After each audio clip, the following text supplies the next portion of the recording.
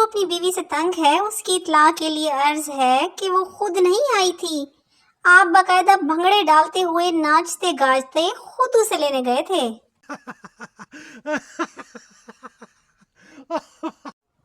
एक दोस्त ने गिफ्ट दिया और कहा, अगर सर्दी लगे तो जला लेना, भूख लगे तो खा लेना और प्यास लगे तो पी लेना। बताओ क्या है वो? दोस्तों, एमसीक्यूज की ऑप्शंस बिल्कुल ऐसी ही होती हैं। आरिफ और आमना के 9 बच्चे हैं।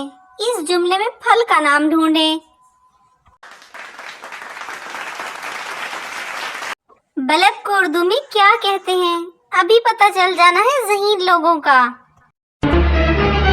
Oh, no!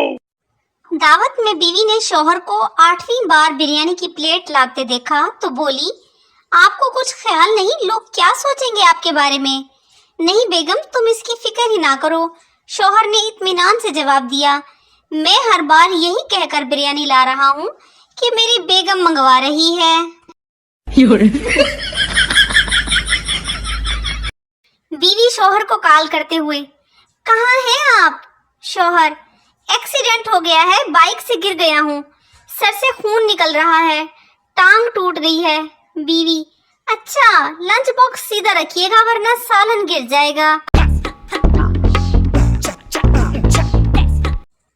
मेरी शदीद ख्वाहिश है कि किसी रोज मैं सो कर उठूं तो घर की सफाई हो चुकी हो, किचन में बर्तन धुल चुके हों, डस्टिंग हुई हो और मैं उठूं और फिर से सो जाऊं।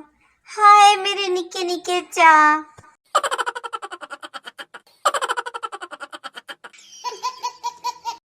बस इतना तमीजदार होना है कि बर्गर खाऊं और वो दूसरी साइड से ना गिरे।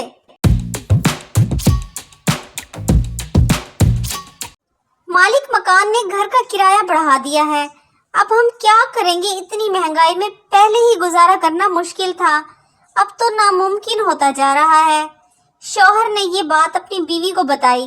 बीवी का नाम ऊपर जुमलों में छुपा है, बूझो तो जाने। जवाब कमेंट में जरूर दीजिएगा।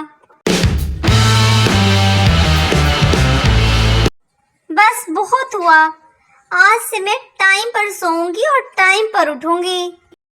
अच्छा। सुने, फासला रखें, मुझ में जिन है।